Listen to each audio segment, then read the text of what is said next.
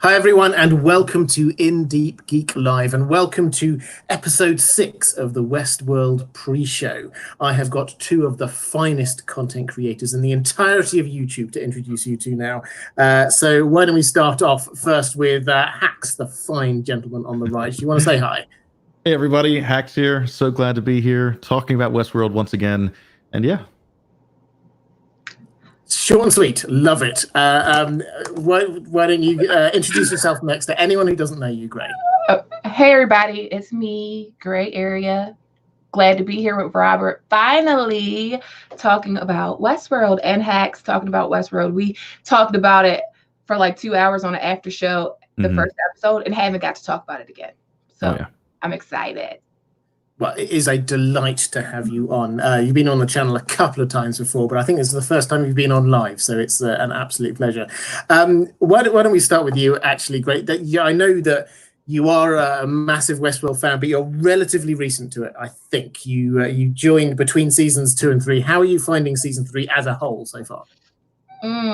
So it's very confusing for me, but I haven't had the time to like rewatch as I have for like other things previously. So with the limited time that I've had lately, I haven't had the chance to just rewatch it and pick up on those little tiny nuances.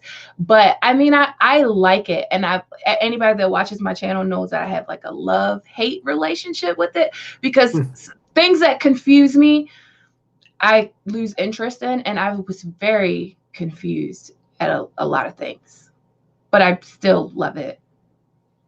Fantastic. And I think that's the beauty of it, is it does often confuse all of us on first view, and it's just you go, particularly this last episode, which we're going to go through first. There was a lot packed in there.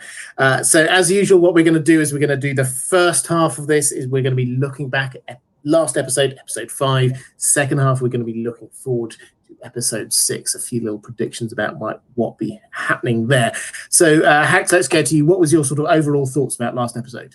I thought last episode was great. I've seen a lot of people not like it. A lot of people that and there was a few things, right? Like the editing. The first time I watched it, the editing was like really jarring to me.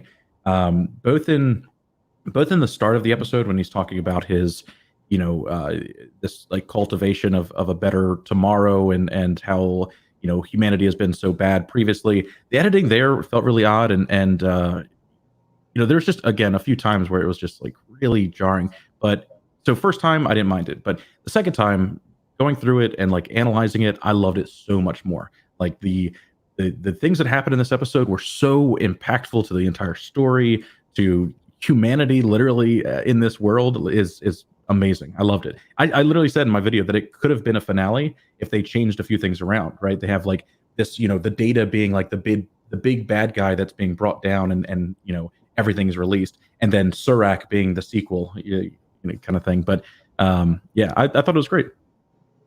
Yeah, I mean, I have to agree that it felt like this was sort of the end, right? She brought down Rehoboam in a way, which makes you wonder what's going to happen over the next 3 episodes. But great. Let's start with Surak. So we have a lot of this early story was about Surak building Rehoboam and all of the backstory and all the rest of it. I know there was something you were particularly wanting to pick up on with Surak, which was this idea when he says this kind of like comment partway through. What was it? It's, let's mobilize all our assets. Do you want to just talk about what do you think that means? So in episode 2, when Maeve like goes and gets her brain ball, the little white ball, in that case where she gets her ball, there are so many more cases and cases of these balls.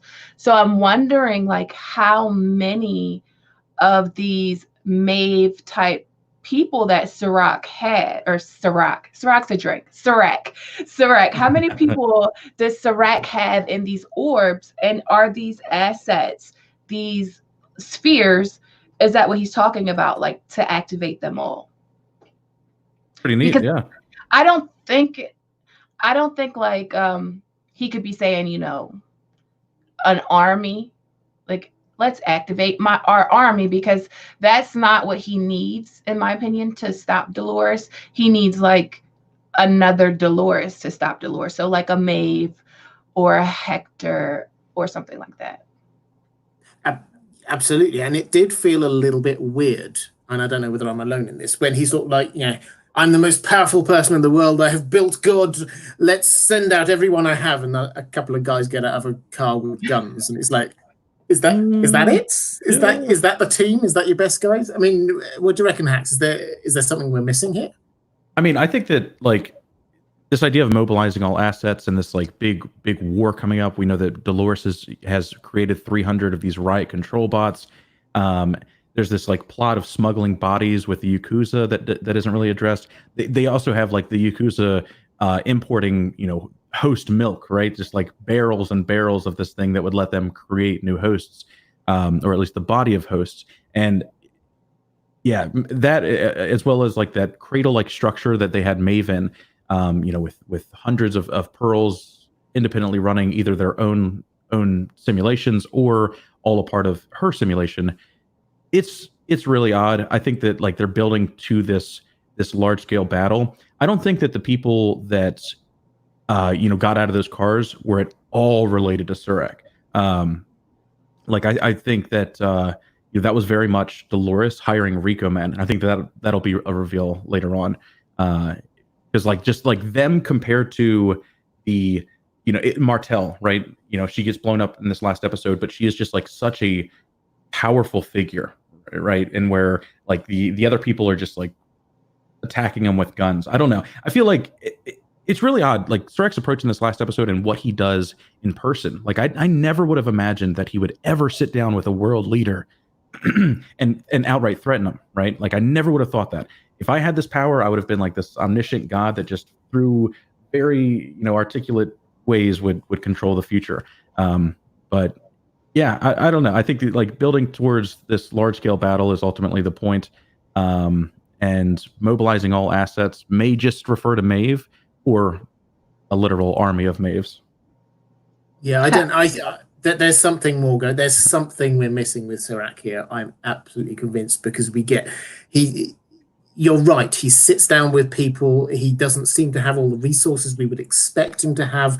I mean, sorry, Gray, I think you're about to say something, but I'd also like just your quick thoughts on one of the theories out there is that Surak doesn't exist. He's just like this avatar of Rehoboam. My take is that I think we can now lay that one to rest. But what do you think we're missing with Surak at the moment? That's a tough question. Well, what Hax was saying, I definitely agree with that. Dolores, the guys, like I never thought about that before, that the guys that attacked them weren't sent by Surak, because Dolores kind of knew like everything that was going to happen before it actually happened. So that could have been her way to convince the people with her that they're going to kill you. They want to kill you, but they really are only in danger because of Dolores. But Surak, I got a very I hate humans vibe from him. Humans are bad. Like the human race is what do you call human history? The ravings of a mad lunatic. And I feel like the way Liam Dempsey was talking to Caleb is kind of like the exact feelings that Surak has towards humanity. The only reason he wants to ensure its existence is because he's like a god there. He's like a god on Earth because of the control that he has. Yeah, absolutely. I think that his view was tainted by what happened to him when he was young. That's what I think they're trying to give us as the takeaway from that kind of backstory, is that he saw his family, everything he knew, just destroyed in an instant. And that was what inspired him to sort of say, well, we can't let that happen again. We have to do something. So like all good intentions that leading to something which is actually really quite sinister. We did have a super chat just now from Oh So Fine. Thank you so much, saying, is the season so far a simulation by Rehoboam? Now, you know my views on this. Huge amounts of this is a simulation. If it's okay with you on that one, I will pick up on that one in various points all the way through this live stream.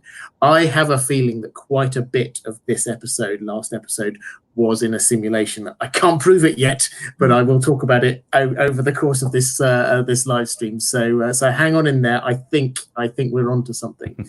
But let's talk about one of the characters who was very briefly in this, but there was a lot dropped in there. Bernard. Now, Bernard is clearly a central character, but there was this conversation he was having with Connells. There were lots of things dropped in that seemed to imply stuff going on. One of them was that Dolores Prime, which I've decided that's what we're going to call her. Yes. Dolores Prime was saying to Connells,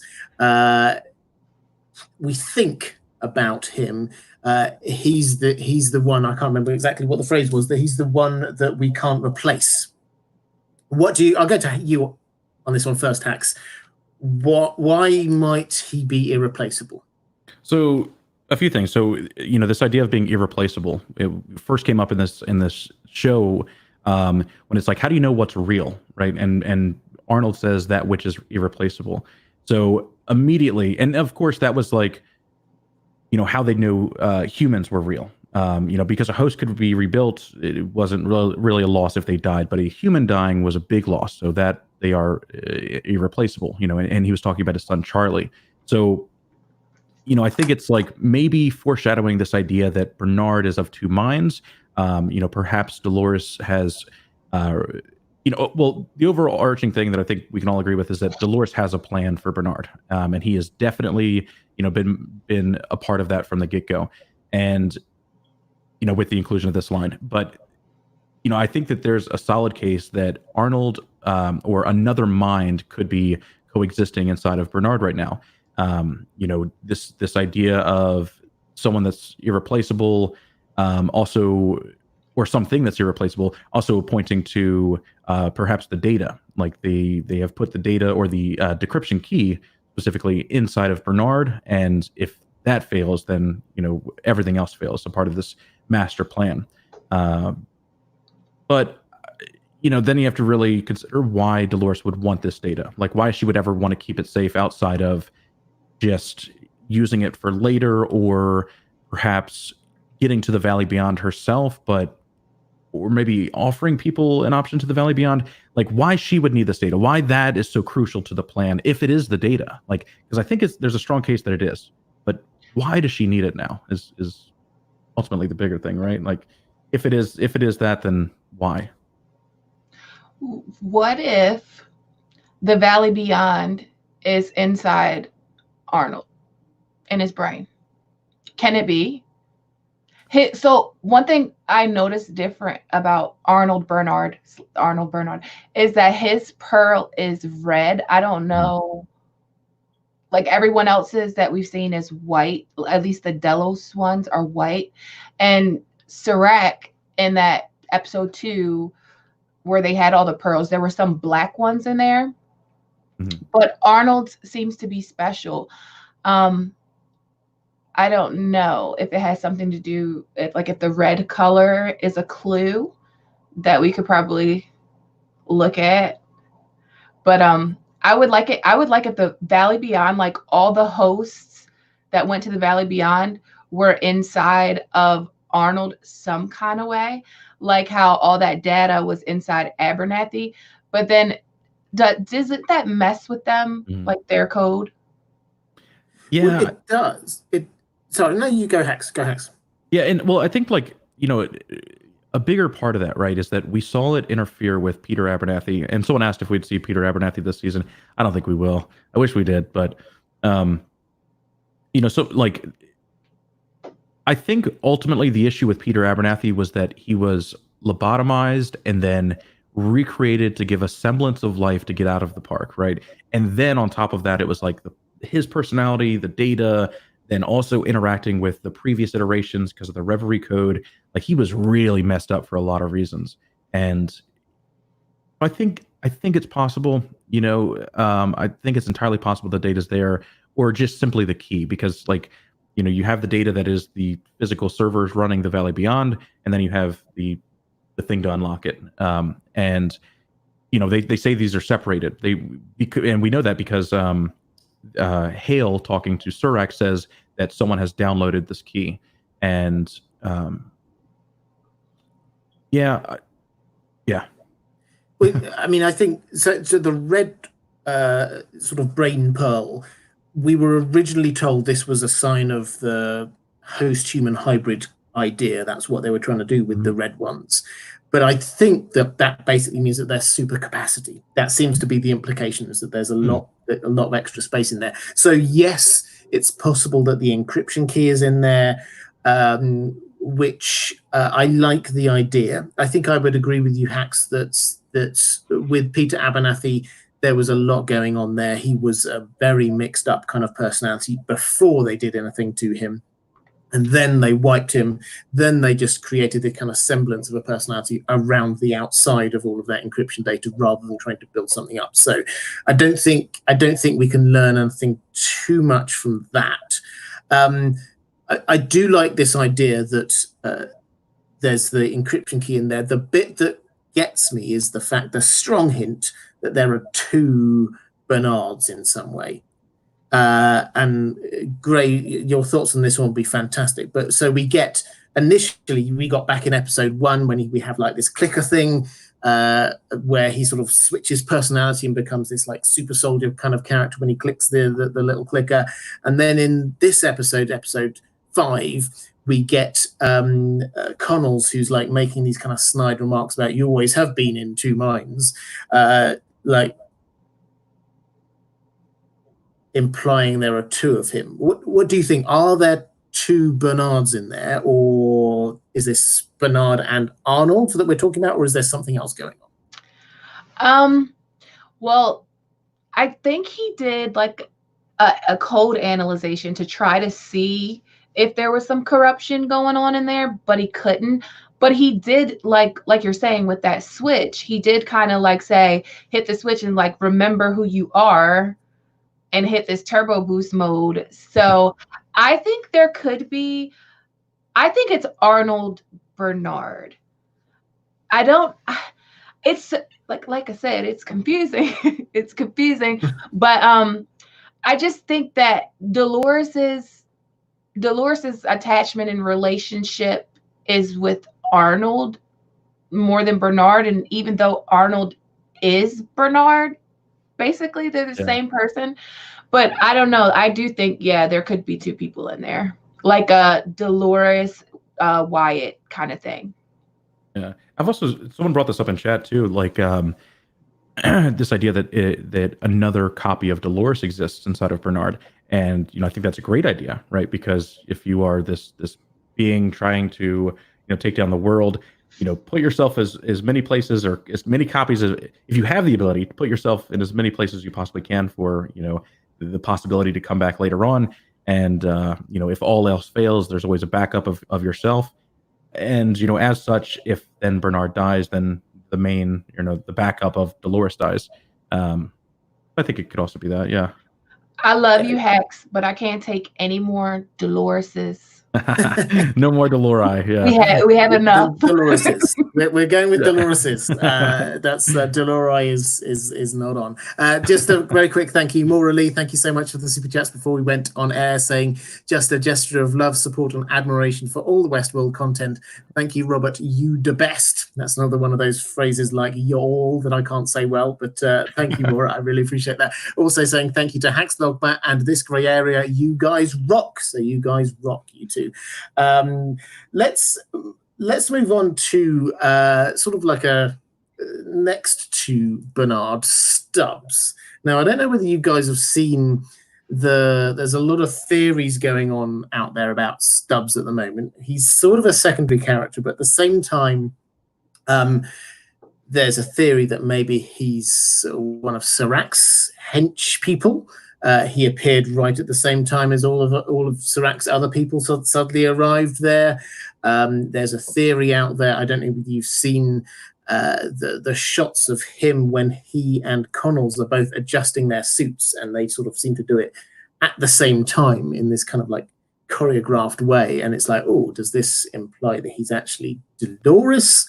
So what do you think, Hax, I'll go to you first on this one. What if anything is going on with Stubbs?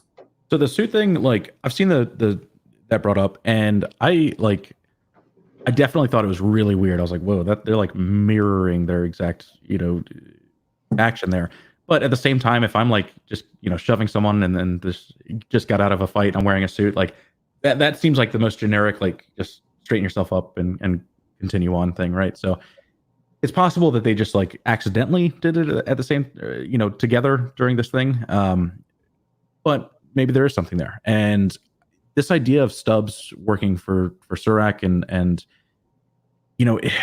I don't know why, right? I don't know why Stubbs is in the story at all, because like I love him as a character. Otherwise, Bernard would be dead in scene 2. Yeah, good point. Yeah.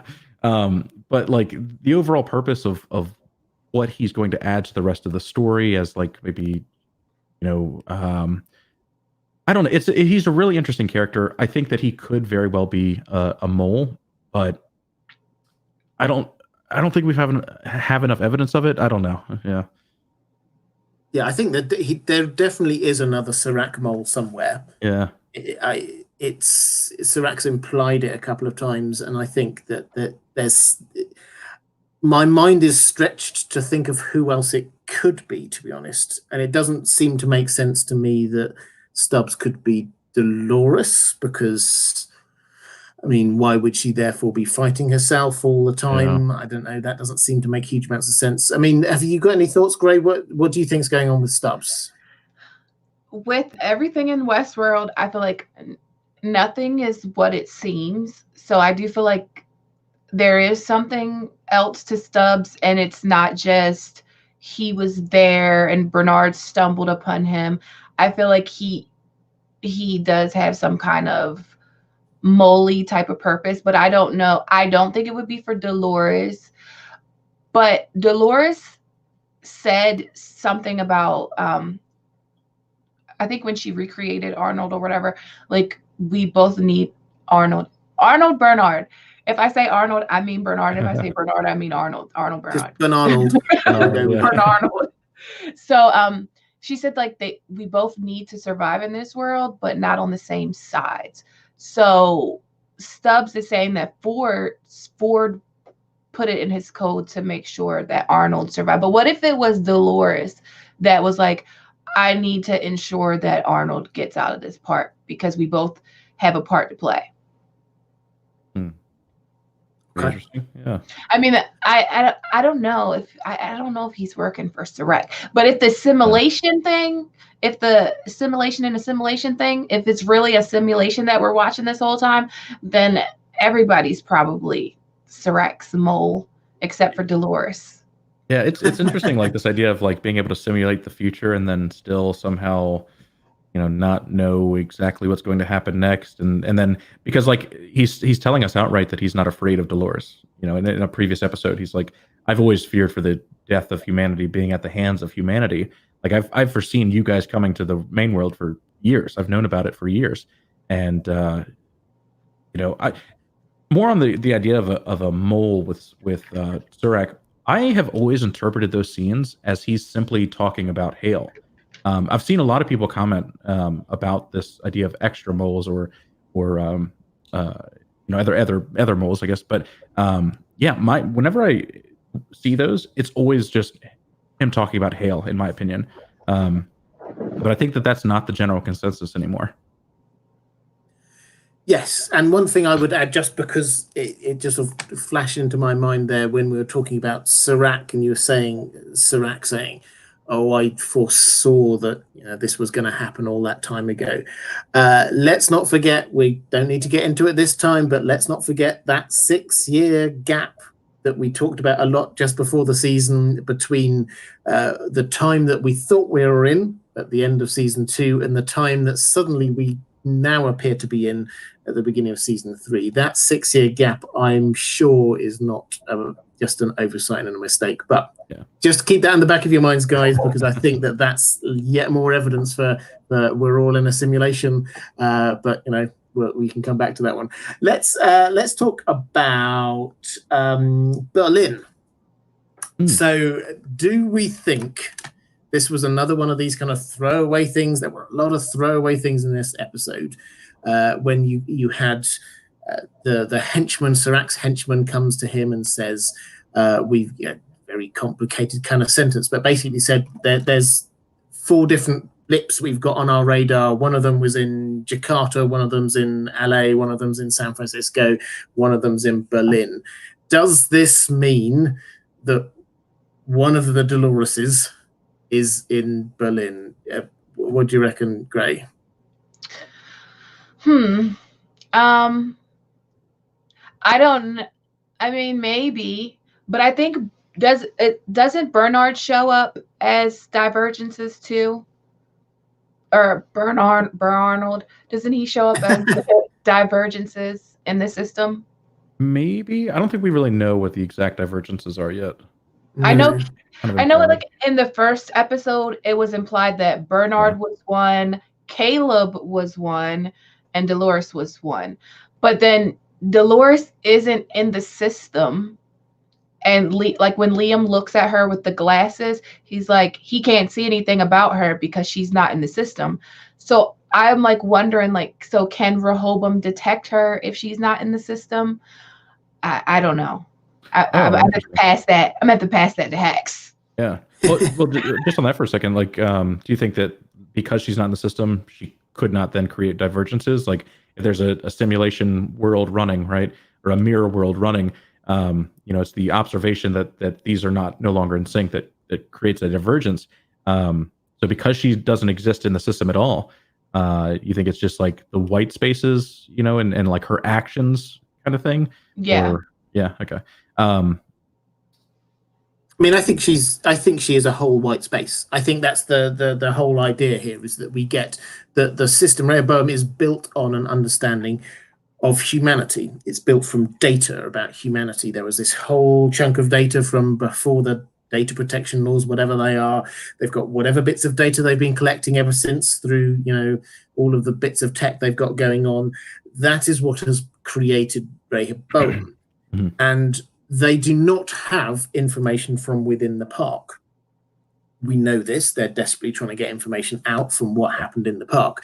And this means that everything that was in the park is an unknown. This is an exogenous factor to them. So all of the hosts are unknown. So Dolores coming out is trying to figure out what Dolores will do. And I think a lot of what we're seeing going on here is the system trying to figure out what Dolores and Maeve and Bernard and all the rest of it are about and what they will do. And so this is the simulation idea, the mirror world idea, is that this is what we're seeing. Some of what we're seeing is the mirror world working through this idea of what will these things that we don't know anything about do, and assuming the worst. That's certainly my take on it. But okay.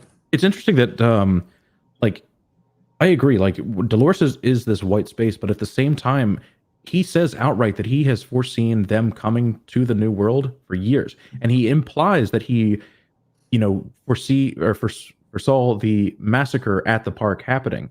Like, it's really odd that she doesn't exist in the system, and yet, outright we get that we're told that it doesn't exist in the system, but then at the same time, Sirach has known of their existence and the fact that they were going to come to the new world. Like, something's not right there. I think that may be explained by Charlotte giving them the data from the forge. Like, they were getting that data, right? Well, they were given a tiny sample around the time of the inception of Rehoboam, like early on when it first started. And that may have even been the thing that allowed them to do so well, and ultimately make this massive jump in predictive technology. But yeah, I mean, my take is that they know Rehoboam is effectively, and I think we'll get to see this, is effectively a big host, because it is a massive brain. It's got the imagery of the kind of the brain pearl, and it kind of understands the idea that consciousness will happen. And they will have bits of information. They will have bits of information, people coming out and saying, oh, this is what the hosts were like. They'll have bits of information about, right at the very beginning, if you remember when the hosts came out into the world and they had that party, I think, was it back in season 2? There was that party when they're trying to sell the idea of Westworld, and all the hosts were there. So I think the idea of the hosts from 30 years ago at least is already in place. And I think that Rehoboam therefore can calculate that at some point those hosts will gain sentience. Now, my working theory is that the 6-year gap is that Rehoboam didn't have enough information to go on, so he just assumed a date. And that was therefore what we're looking at, is the working through what will actually happen within the mirror world. So that is my working theory on what that 6-year gap is. But we had a question from Vigstable saying, this is going back to Stubbs, saying maybe Stubbs' purpose is to bring Bernard back when he dies, which is why Stubbs was in the room with Bernard, and that being why Dolores said he shouldn't be there, and why Bernard's only one who can't come back. So this seems to suggest that Bernard is there for Dolores. Do either of you want to pick up on that question? Yeah, I mean, I think Bernard believes that his plot is to stop Dolores from killing humanity. I think that he wants, more of a coexistence. Like, he doesn't want to be oppressed. He doesn't want someone controlling his system or any other host system that is conscious, probably. But he also doesn't want Dolores to outright destroy humanity or get in this position where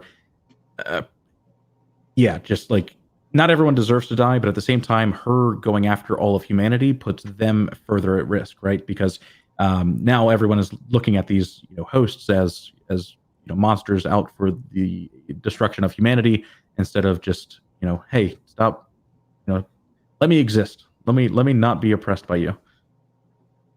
Yeah. Okay, let's move on to Caleb now. And what I think is the big reveal of this episode, and I think it kind of it was one of those things you had to watch twice to kind of understand all the things. But can I pitch my theory on this to you, and then see what you think? So, and I think I'm probably not alone in this, is that the main thrust of what the Serac bit of the story was that there are gaps in Rehoboam's knowledge and control, and these gaps are outliers. These are the renegades, the mavericks, the people who think independently, stuff like that. And they do stuff with them in order to prevent them from breaking the system down. They lock them up in those kind of facilities. They send them off to war zones. They edit them, presumably meaning change them and stuff like that. So that's that bit that we've got told there. And then on the other side, we get Caleb, who at the very end of this, the final genre of the genres that he was whirring his way through, was apparently called reality. And in this, he gets a few more of these kind of flashbacks that he had before.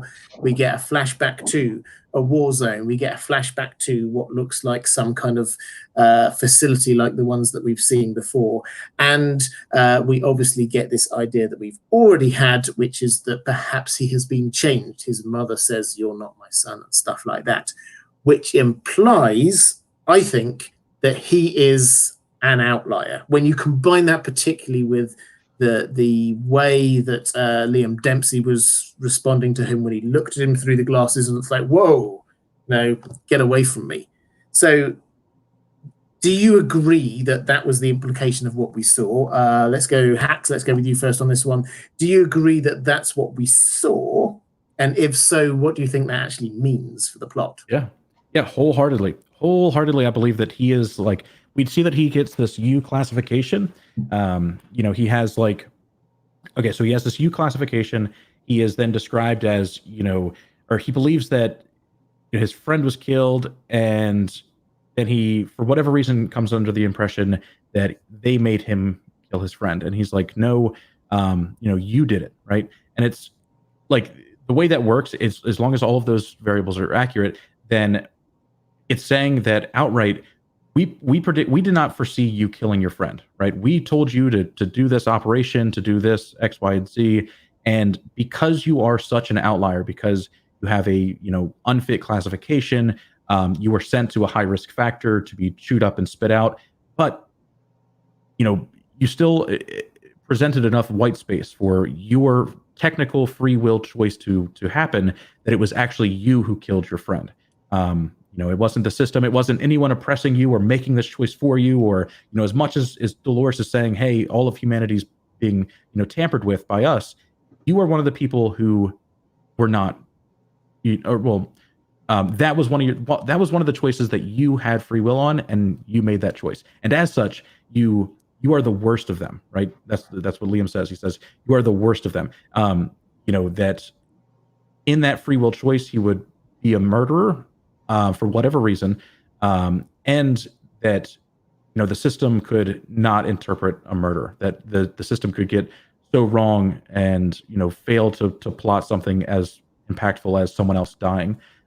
Which is also, now that I say that, is an odd connection to the interaction with Liam Dempsey Sr. and Surak, because he sees them walking away from that scene, and in reality, the white space allows Surak to kill Liam Dempsey Sr.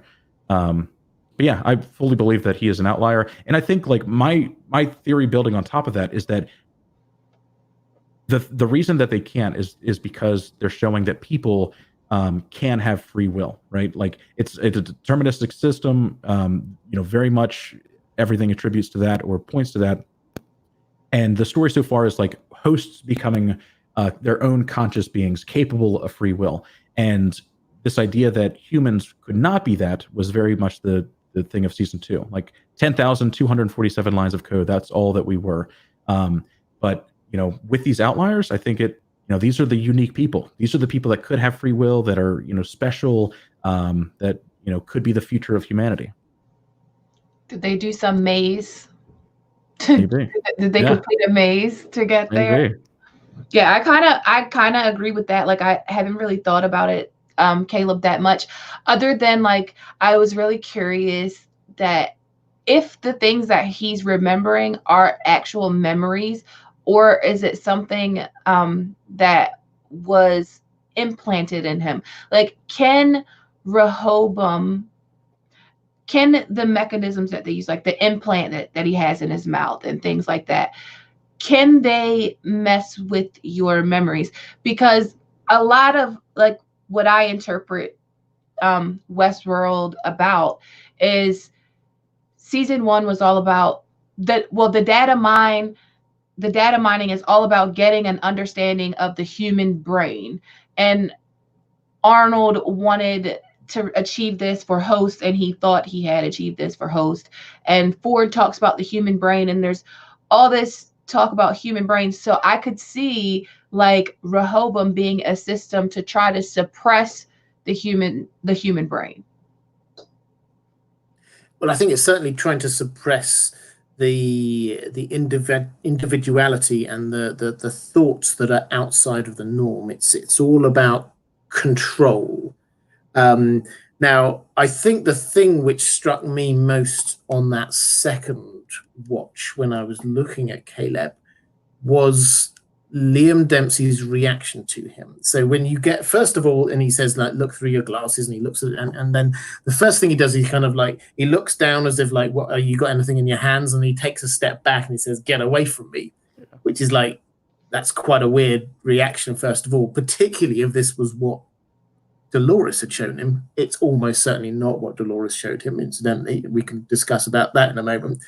But then he keeps up this line of get away from me, you're the worst of them, all the way through to the moment when he's dying. He's lying there bleeding, and the person who's come to save him, he says, get away from me.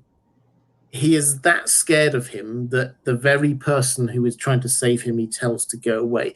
What is this simply just you're a scary individual who has once killed somebody, or is this something more? can he see something in there that actually might bring about something even worse? I think, I think it's that he sees a murderer.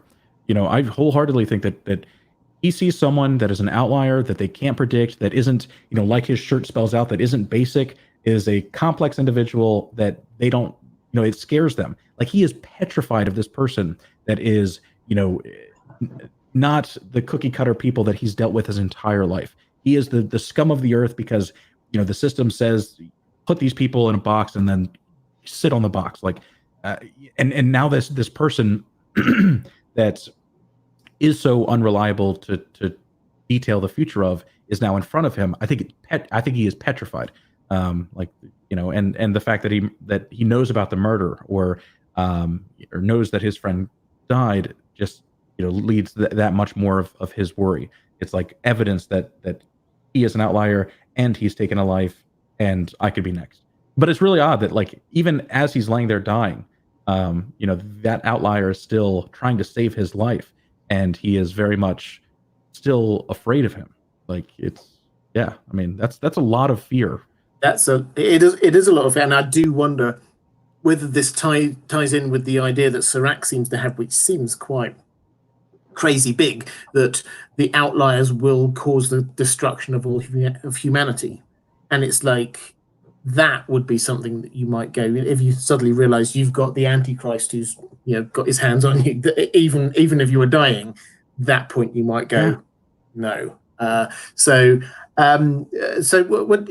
Gray, what do you think on this? Do you think Caleb is special? Do you think that he's just been dragged along by Dolores because he's a little bit different, or do you think he's got some big role coming up in this season? I think he likely does have a big role coming up. I think what attracts Caleb to Dolores and Dolores to Caleb is that Caleb didn't really need the caul pulled off of his eyes. It was already like dissolving off of his eyes. Like he already kind of was anti-technology, like with his job interview, or I think he had like some kind of job interview and they called him and he's like, no offense, but like, are you even a human? So he has like this kind of, he doesn't like technology. He doesn't want to conform. He tries, but then he tries to get a good job and do play their system their way, but then at night he's on the Rico app trying to make money. So I think he's gonna become a sympathetic character because I just feel like that there's more to his story than what we see. Like, yeah, he probably did kill his friend. I agree with that. But was it really a white moment, or was it really something that was programmed in him to do, like a decision made by Rehoboam? It's possible. Like, this idea, I love this idea that they view like military as such an expendable thing, like just people that don't matter. They're just like, screw it. You don't fit in our box, so we're just going to send you to war zones to do whatever, right? What if that war zone wasn't even a thing? What if it was a simulation? What if it's like, think about it. They have this thing that predicts everything. Like they know how things are going to come out, like way ahead of time. So why would they even have an army? And if they have an army, why wouldn't they be like all robots? Because they have robots that do construction work. Like, why would you risk actual humans when you could use robots? Like, is it even real? The world, because he calls it like another world. Like he tells his friend when he's on that counseling with his dead friend as AI, he tells him like, you didn't have to learn to live in this world. So what world were you in previously? A simulation or an actual real world? Like, where was a war going on? I think it kind of speaks to, what Serac allows people to witness, right? Because we know that Liam Dempsey Jr. has read access to the outside layers. We know that corporations are able to get these profiles on people that show that you die in 10 to 12 years, which has a lot of implications because I think that this, revolution, this data would have probably leaked by now. a double-edged sword. But you know, I think it all speaks to he is master of Rehoboam and allows like only so much access, and this master world planning is only his thing, right? Like he knows that this war has to happen in order to get peace afterwards. Like retrospectively, he probably would have allowed his home to be destroyed because he knows that him and his brother would then go through and build Rehoboam, right? If he had that access before, he would surely let all of his friends die in order to have this greater humanity. So I think it's kind of that. Like he knows that he needs these people to go die. It also allows them to send off the outliers instead of sending robots in, which costs money. And yeah. And I think there are. Sorry, Greg, I'll come to you in just one moment. Just there's a couple of things in the chat. People were sort of asking about what was seen through those glasses. What's in this kind of like profile, and the implication is that there are two different profiles that have been shown to be Caleb's. One of which was the one that Dolores showed him way back in episode 2, 3, whatever it was, which was the one that said you're going to die in 10 years or whatever it was. You're only allowed to have construction jobs. This really depressing one where he doesn't seem to be all that special. He's just like everyone else. And then whatever it was that Liam Dempsey saw in those glasses. Now, reading between the lines, we seem to be being told that he has this normal one that the world seems to have. Dolores showed him this, and it seems to match up with what happened in his life when he's not getting the better jobs and all the rest of it. That seems to be what the world has. But whoever has this actual access to Rehoboam has this extra layer of understanding of who he is, which is why Liam can say stuff like, you don't know who you are, because obviously he wouldn't know who he is because only Liam's got that kind of access. The extra implication there is that Dolores, because she can read what's going on in Rehoboam, knows that but has not told him. So she is to some degree, whether she's taking him along, whether she's on his side, she is to some degree playing him by not telling him all of the truth that's there. Sorry, Gray, I interrupted you. You already were saying something. I was just going to say somebody commented, I lost who it was, but they said that Caleb could be a plant for Serac. What do you think about that? Okay. I've seen that a few times. Possible, maybe. I think like the overall purpose of Caleb from the start of this was kind of to show, the loop of humanity. We're not that much different than they are. Building towards what I believe is Dolores's manipulation of the little person to then start this, surge against the rich and famous. Ultimately being the thing that destroys humanity. I think that it's possible that he is a plant simply because it's possible that all of this that we're watching is Serac sitting back and simulating this, right? Like trying to figure out exactly what happens in order to get a favorable outcome for him still. That is a problem that we'll probably have for the rest of Westworld because of simulation theory. But yeah, possible. I either don't want to see it or just don't like it. I don't know. Yeah. I mean, I think it's possible, but I don't like it. From the story we've been told so far, I think it currently works better that he is an outlier because that kind of matches up with what we've been told. So, or what we've been shown. But the amount of times I've been doing these pre-show live streams and I've come out saying, well, the story is demanding such and such, and then they give us some more information and I just look a fool. That is the way that Westworld works. So as it stands, I personally don't think that, but maybe we'll learn a bit more. Yeah. We had a couple of super chats. Thank you so much, Louise Brooks, saying, sadly, I think using human outliers as soldiers would be cheaper than using robots.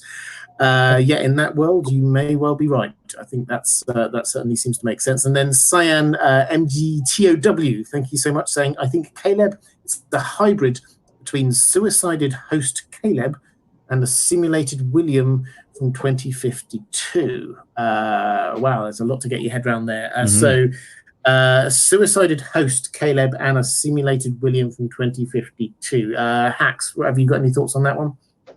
Possible. The link between Caleb and Liam is interesting. I'm sorry, Caleb and William is interesting. But I don't think we have enough evidence to say for sure. There is this idea that Caleb killed himself, and in that regard, maybe, but at the same time, why would we have all of this story for Caleb and his backstory if it was actually William not knowing? I could see it, but at the same time, I don't believe so. No, I think I'm with you on that one. I think it's I like the idea he's a human. I had this from the very beginning. If he is a host, then that for me slightly undermines the value of going into the outside world. We're still just playing with hosts, and I think that what we're seeing with him is what is happening to humans out in the outside world. But Cam to Fuego, thank you so much for super chat saying, is this still all Ford's new narrative? Gray, I will throw this one over to you. You're a Ford fan? I would say no, this isn't his narrative. I don't really know how to elaborate other than to say no. No, I don't think it is. I think this is likely some kind of, like you guys were saying earlier, like simulation where they're trying to figure out like what to do, how to do it, like Serac trying to figure it out. I feel like Serac is due for like a W soon, because he's been taking like L after L, and Dolores is definitely due an L. So I don't know. I don't think this is a Ford storyline. I think if this was Ford's storyline, I don't know. Maeve would be the star, and she's clearly not. Yeah, great point. But I think go on. I think that if this was Ford's storyline, it kind of takes from the progress of the story so far, right? Because it's still the master puppeteer controlling everything, and still his will being executed upon. But I think and because of that, I think that Dolores is making her own choices. I think that all of the characters are making their own choices. I think that there is a lot of things that show Ford's influence. You see that in one of the first episodes, she points up here and she's like, the theory of God, and that all goes back to Dolores and his conversation about the Michelangelo painting. I think that his influence is still there because he's the creator, but I don't think this is his plot. I would agree with that completely. I think that I don't think I'll add to that at all, Ford, other than to say Ford, I think, foresaw a lot of this. He certainly created the characters that have sort of gone forth into this world. So I think that he did foresee a huge amount of what this was, but I don't think this as a whole is his new narrative. The last thing while we're looking back at this last episode before we start to look forward to next week, is I would love your take on what I thought both times that I saw it, I thought was a really, really odd scene.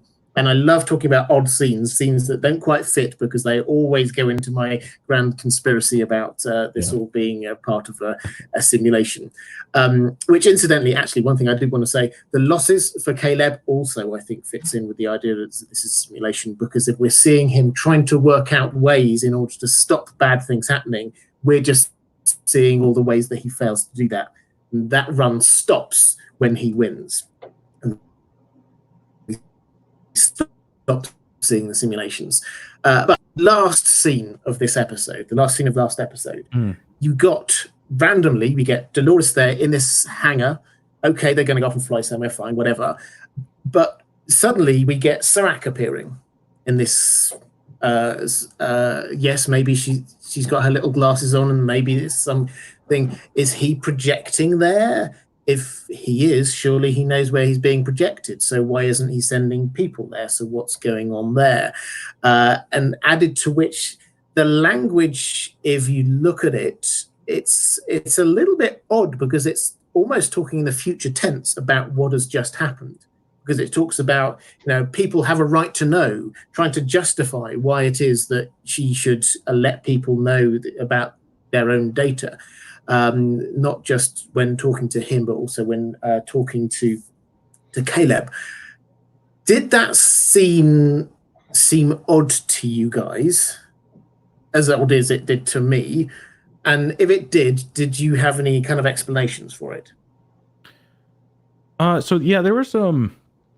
This entire episode was kind of a conversation, like Surak monologuing, and at the very end, like they're accessing these files, and then we learn that it's Dolores accessing these files, and it leads into a conversation with Surak. So a case can be made that everything that he's saying is that conversation with Dolores, right? Like it just showing us a fragmented conversation over the course of this episode.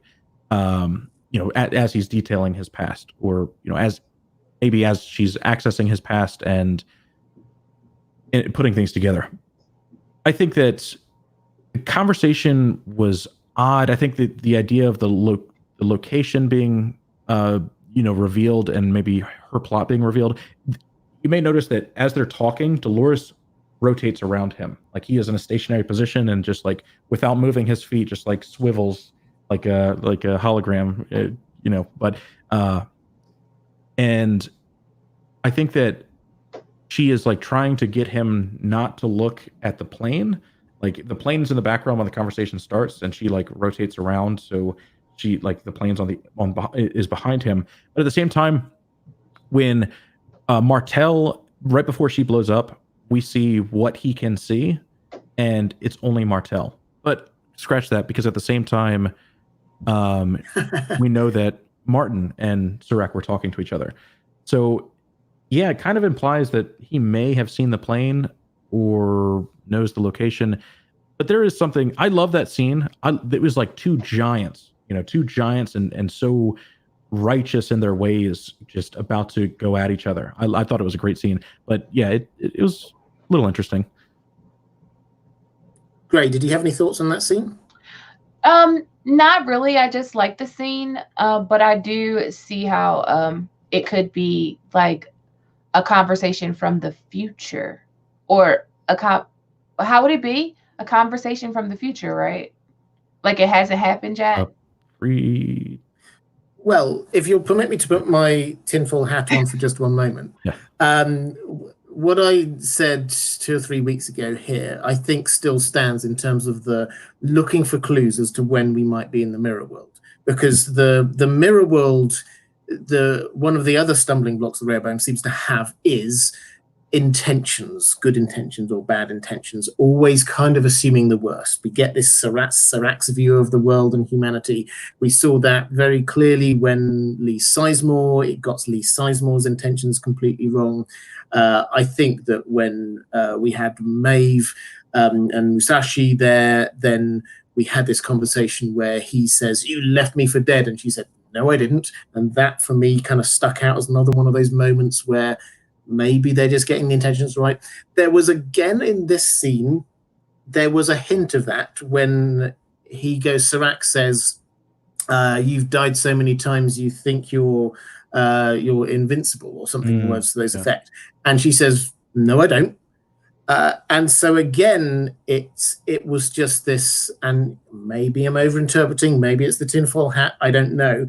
But again, it's this thought that if you're in the mirror world is attributing worse intentions to people than they actually have. And it would assume that Maeve thinks that she's invincible. So that's my take on that, is that it may well be that was a mirror world thing. But I don't know. It's just a random thought. Yeah, very, very possible. There's another thing that someone pointed out in this scene that I did not pick up on at all, is as they're boarding the plane, there's a tiny orange light off in the distance. Did either of you notice that? No, I did not. Yeah, like looking at it now, it is so apparent that we were supposed to catch Eagle Eye Hax. This was someone in the comments, like he literally looks at this light, but there's something off in the distance that's like looks like a rocket blasting into the air. Possibly pointing to where they're going or their intentions boarding that plane. But yeah, I thought it was really interesting. Well, and go ahead. This show, go on. No, you. I was just going to say, this show plays with your mind, because the amount of times I went back on that beach scene. You remember there's like the odd guy who like puts down his briefcase and then looks like he's about to walk into the sea. The amount of times I looked into the background after that to see, is the briefcase still there? Are we in two different worlds, one where there's a briefcase and one where there's, because it was so obvious. It was just, it played with my mind, and I eventually decided that I was just reading too much into that one. So I let myself go. Sorry, Gray, did you want to have something you wanted to add on that one? Not really. Not really, no. Well, that's fine, because I'm very happy. I've got something excellent news, everyone. We've got a super chat which is leading me into a question, something that I've been wanting to say. A voice of reason, thank you so much, saying significance of the biblical name Rehoboam. Now, we have got an alleluia moment on this, guys, because for the last few weeks we've been doing Bible studies every week, trying to figure out the significance of Rehoboam and Solomon and all of these biblical names.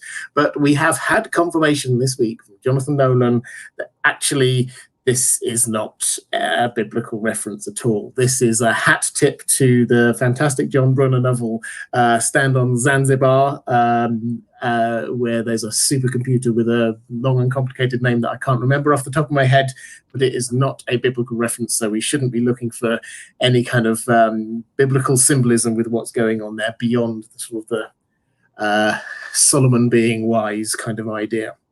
So I think we can all breathe a big sigh of relief that we don't have to sort of dig deep into our biblical knowledge for that one. But we're roughly halfway through, and what I always do roughly halfway through these streams is give my fantastic guests just a quick chance to let everyone know what's coming up on their channels. As always, I only invite people onto my channel that I would highly recommend you go and check them out. Grey Area, if you've never come across her before, has got a wonderful channel called This Grey Area. What is coming up on This Grey Area? Let's see. So I have this Rhaegar series that's coming out on Rhaegar Targaryen, and like his handprint on the whole of Song of Ice and Fire series and how it ties into the Ghost of High Heart and Summerhall. And I go really deep. It's probably going to be multiple videos. It's already 2. It might be 3. If you watch the Tiger King documentary, I did some like detective sleuth work on the Tiger King, and I'm going to be actually posting true crime videos on Tuesdays on my channel coming up. That's what I have so far. Awesome. And Hax, how about you? Yeah, my wife will love that. She is obsessed with true crime documentaries. Oh my god. I am releasing Westworld videos for the rest of the season. After that, I'm going to dive into the show called Devs. It is a show that I love, I've watched, and just need the time to discuss it. I highly recommend it, by the way. And yeah, I also have a book out called Cyclic. You can find on Amazon, and regular pre-shows with Robert here. I won't be doing the after show anymore, but. As I say, I highly recommend it. Links to both of the channels are down there in the description, so please do go and check them out. As for this channel, obviously I'm going to be carrying on with Westworld for the rest of the season. Also carrying on with my A Song of Ice and Fire content. Like if Gray's going heavily into Rhaegar, I'm going heavily into Bloodraven at the moment. This is my If in Doubt, Blame Bloodraven series that I've been thinking about for a very, very long time. I suspect we're probably going to touch on a few of the same areas. I'm going to be doing a summer haul video myself in a couple of weeks, so it'd be interesting to chat about that at some point. And also Lord of the Rings. Lord of the Rings is my other passion, as I'm sure you all know, and so I'm creating regular Lord of the Rings content, so please do go check them out. If you love Westworld, if you love science fiction, you may also like my second channel. Again, link down in the description. My second channel is an audio narration channel, and I read what I consider to be the finest science fiction and fantasy stories ever written. But at the moment, I am reading The Invisible Man. So if you saw the movie, or if you've never come across the original story, it's a fantastic original story by H.G. Wells. Please do go and check out The Well-Told Tale. Link down there. Oh, and patrons, thank you. I always say it. I honestly can't do this without you. I hugely appreciate your support. If you want to support the channel, if you want to get access to some stuff I do just for my patrons, as before, link down in the description. Okay, guys, let's move on to next episode, episode 6 of season 3 of I was going to say Game of Thrones. I've got it in my head now of Westworld. As I've just about managed to stop myself saying Daenerys when I mean Dolores. So this is not a good start. Anyway, episode 6. We have got a trailer coming up. But let's sort of try and work our way through this in some sort of order. So we have Dolores. Now we know at the end, as we were just talking about, we had Dolores and Caleb getting onto a plane. They're obviously going somewhere. The hints from the trailer are that they are going back to the parks, back to Westworld. Big question. Let's go to Gray on this one first. Why on earth would Dolores want to go back to Westworld? To get more people, maybe. Not sure if it's like she's actually in Westworld, or if she's kind of like how, you know, William saw her in a dream, like she wasn't really there when. But I don't know which exact picture you're talking about, but is it the one with Dolores with the long hair sitting in the chair and Maeve's talking to her? Well, we'll get onto Maeve in a moment, but so we know that they're getting in a plane, so they're going somewhere. Mm-hmm. In the trailer, we get this kind of like overhead view of the Mesa hub that we have there, and then we get a couple of shots of them Dolores and Caleb on horses, still with that mysterious bag that Caleb got given, seemingly back in Westworld, going somewhere. There's also another one of her kind of hooked up to some weird wire things, or tubes they look a bit more like, so not entirely sure what's there. I mean, what do you think it is just to get people, or is there something else you might be doing? I don't know if it's to get people, because we did see that they had all those barrels of that white milky stuff where they could make people, but maybe she needs more pearls to take more pearls out, because she only had those 5 that she had. Maybe she feels like that's the safest place for her right now. Maybe she wants to get some kind of encrypt the forged data, bring it back. I don't know. I have no idea why they would want to go there, because their fight seems to be outside. But maybe they're going there because the world is about to kill each other.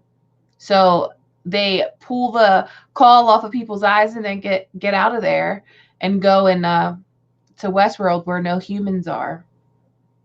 Well, yeah, I mean, I think it's certainly true that the outside world is going to be devolving down into something kind of crazy. So yes, I think there's clearly need to be getting out of there for that. Hax, have you got anything you want to sort of add on to that, why she might be going? I mean, and probably I should say beforehand, this trailer, out of all the ones we've had so far this season, is the most curious one. It's the one that the ones we've had previously, they've been reasonably clear about what might be going on.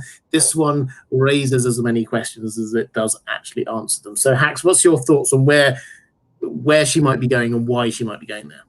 Yeah, I don't know if I had more to add. I think that Gray, your theories on it are great. This idea of like a safe haven after everything, after the war starts, essentially, seems appropriate. Also, this idea of like hiding the forged data back in the forge also seems amazing. Like where it'd be in the last place that you would ever look, kind of thing. Outside of that, I really don't know. I mean, I think that they may be going for more hosts, but again, the forbidden drink host milk kind of points to something else.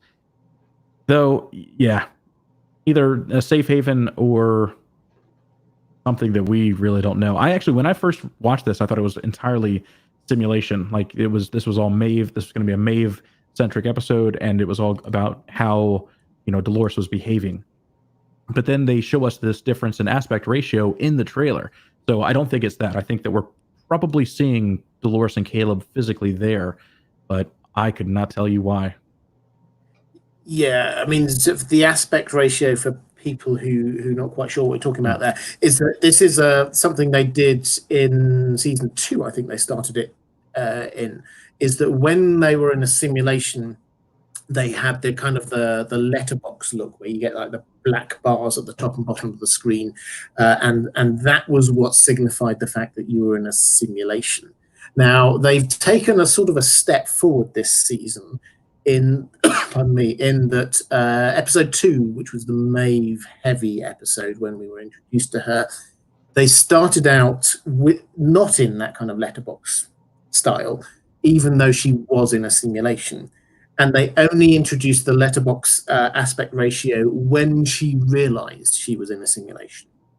So it's a lot more kind of like when the character knows they're in a simulation, that's the point at which we get that aspect ratio, which means that we can't rely anymore on the fact that if we're just in normal vision, that means we're not in a simulation.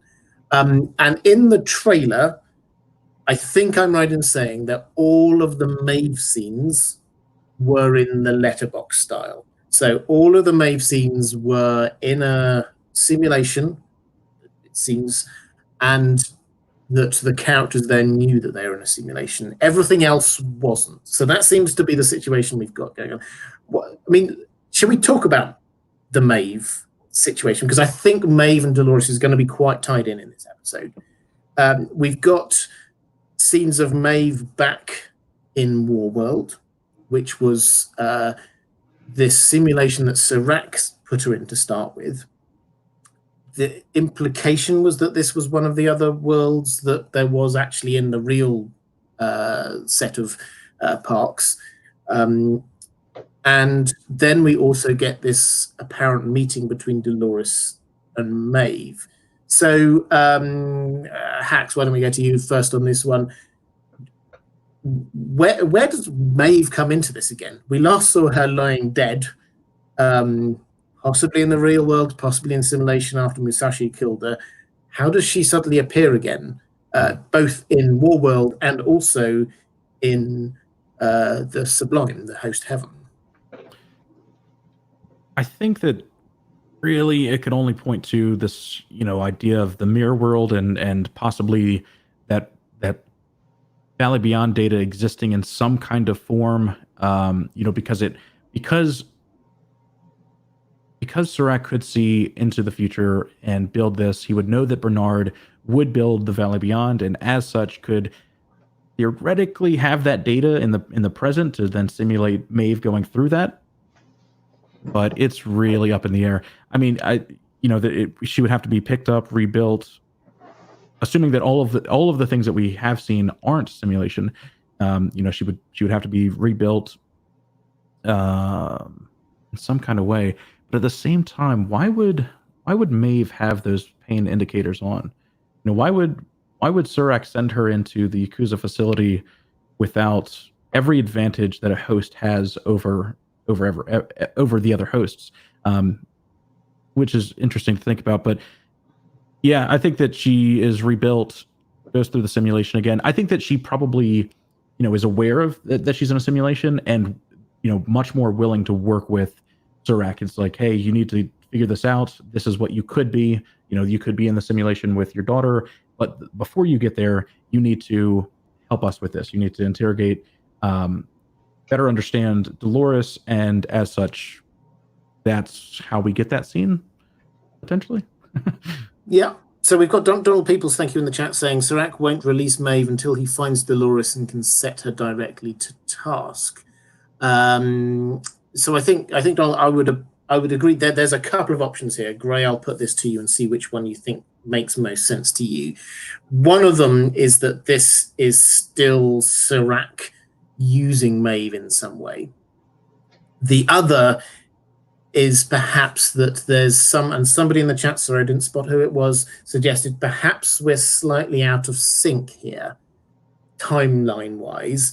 Perhaps this is actually, we're going back to where we were with Maeve in Warworld at the beginning, not she's going back there afterwards. So which of those two makes more, or have you got an even better idea? What makes sense to you? I think that she's back in the I like the timeline thing, but like with timeline, I don't know, like a William kind of timeline thing where it's like we're seeing past and present at the same time, like that kind of thing. Well, yeah. So what we don't have is huge amounts of clarity about how all of the individual characters' timelines fit together in this season. Yes, we've seen the Bernard and Dolores coming together, but is it possible that we could have had Dolores actually before all of this stuff that we saw with Maeve? We don't quite know where she fits into this timeline wise. Could Dolores have actually gone back before then? I mean, sure, but I don't know. Like, I feel like it's a version of Dolores like that they've made. I don't feel like Dolores is actually there. I think they're trying to use like a simulated Dolores to try to find out what she did with that forged data, because I think they really need it to complete whatever they need to complete. I'm not sure if it's a timeline continuity thing, because then it would mean like Maeve seems to be fully aware that she's in a simulation, and she seems to have her powers back where she could just stop everything from happening. And she didn't have that the first time. She was able to do it by breaking the code or overloading the circuit of the simulation, but now it seems like she is fully Maeve again.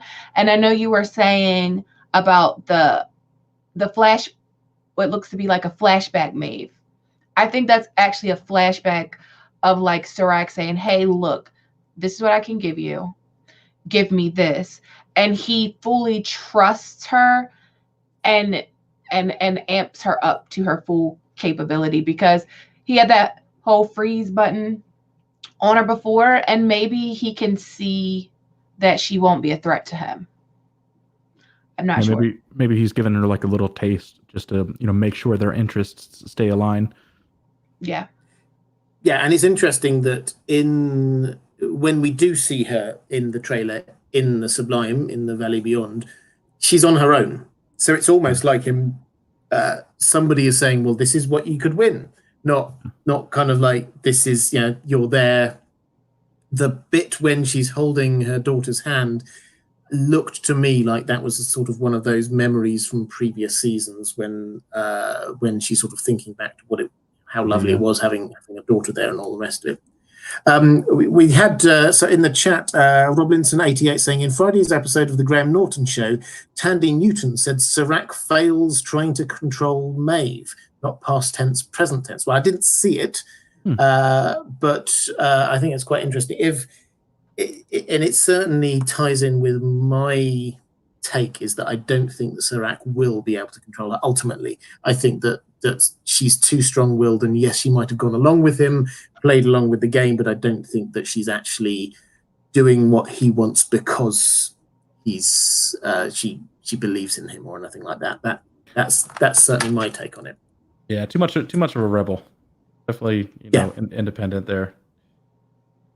I think so. We've got Kelly Zahara. Hi there, Kelly. Thank you so much. Very generous super chat. That's very kind. Saying, what a star-studded panel. I only get the best people on here. Glad I had an afternoon off. Well, thank you so much. I highly appreciate it. And then Candy Vane saying, I think Dolores is going to try to sway Maeve with her daughter.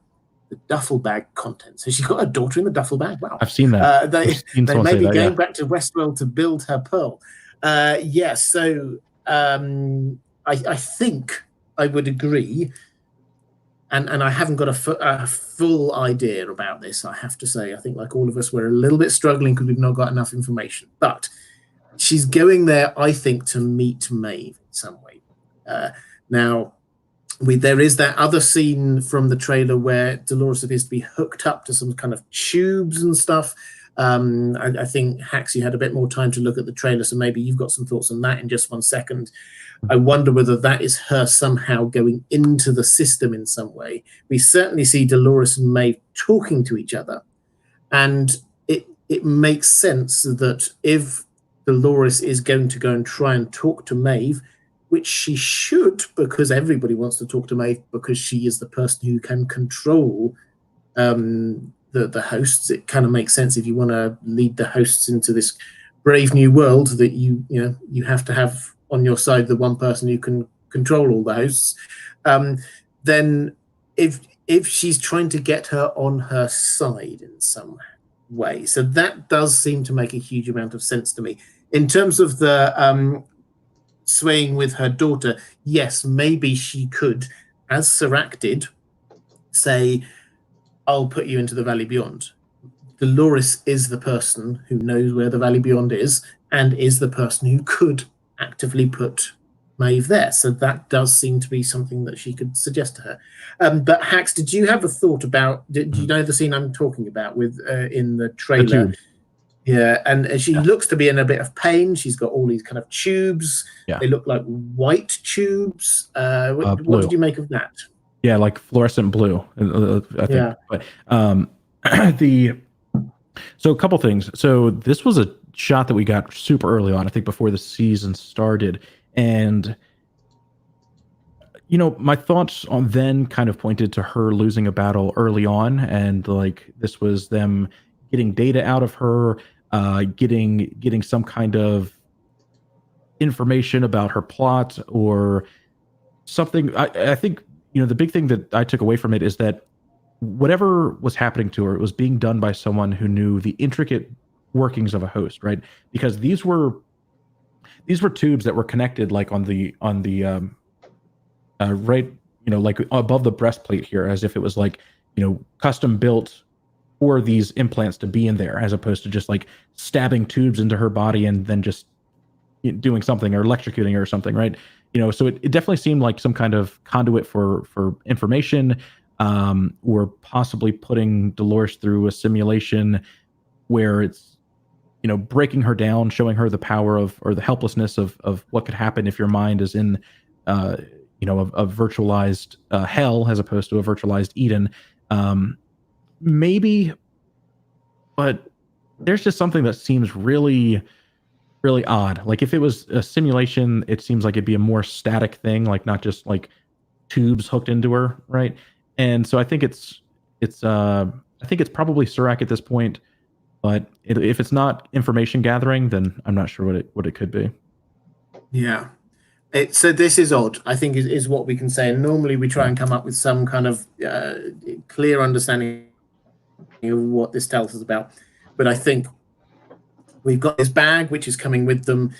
My best guess is that's the tubes and whatever it is that Dolores is there doing. So she's trying to do a thing. I think the clues are that she is trying to meet Maeve and talk to Maeve in some way. She obviously thinks she can get access to her in some way through there. So that seems to be what's going on.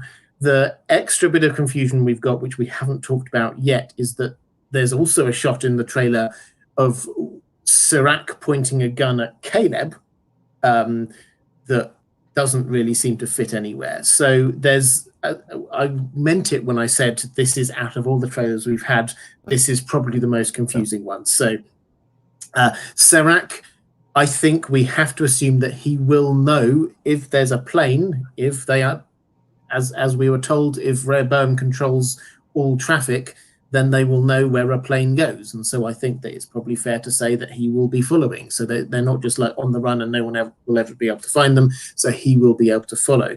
Whether he personally will follow or whether it's going to be another one of his like zippy hologram things is another matter, I think. But why do we start? Go ahead. Before I'm going to move on to the Man in Black, but I'd love to hear another thought on this first. Yeah, the bag is really interesting to me. I've seen the Maeve's daughter theory, but man, if there's a child in that bag, Caleb is much stronger than I thought he was. When I saw that, for whatever reason, I think just because I'm a gamer, I thought a rocket launcher. Like it's a long bag. It's like compact. It's not very, very big, but it is long. And she is then getting on a jet. And this entire episode, we only saw Serac. Well, I guess that's not true, but the majority of the episode, we saw Serac in the sky on another jet. So I was like, whoa, like, could she be trying to take him down? Like just directly attack him? possibly. But if they are going to Westworld, and this scene in that tubing scene does happen when they're there, I think it's probably that's what she's bringing. Other than that, I don't know. But then it kind of shapes this whole narrative of like her wanting to go through this pain for some kind of data, and short of the answer to all of her woes and how to destroy humanity, I don't know what she's looking for. That's fair. And anything more, Gray, on the whole Maeve and Dolores thing before we move on? No, not really. I just hope we get to see more Maeve, because I love her. Maeve. We all love Maeve. I think that's fair. Neil Brideau in the chat saying, could you post your notes you used to guide the conversation? The notes I used to guide the conversation are illegible to any human. So I do make notes beforehand and just sort of like try and work my way through them. But I can assure you it wouldn't help anyone. But thank you for asking. Let's move on to the Man in Black now. So we left him a couple of episodes ago. There was a fantastic episode where we picked up from where he was before. He was clearly having a breakdown, and then Charlotte, obviously Dolores Charlotte, goes and kind of starts trying to bring him back in, tempting him. He gets his act together. He has a shave, and then gets carted off to some facility. And that's where we left him. So that is where we're going to pick up on him again this time. In this trailer, we've got a few hints. We see him again in the facility. We see him kind of strapped down to a chair. They seem to be trying to put something in his mouth. And he at some point seems to be attacking somebody, I think, with a chair.